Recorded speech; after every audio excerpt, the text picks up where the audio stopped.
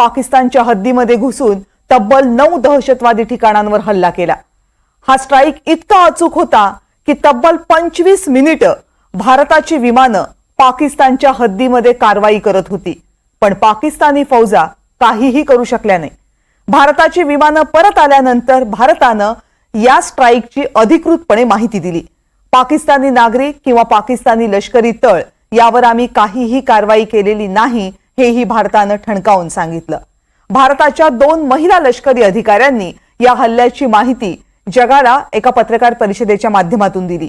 भारताच्या इतिहासामध्ये 7 मे 2025 हा दिवस ठसठशीतपणे लिहिला जाईल।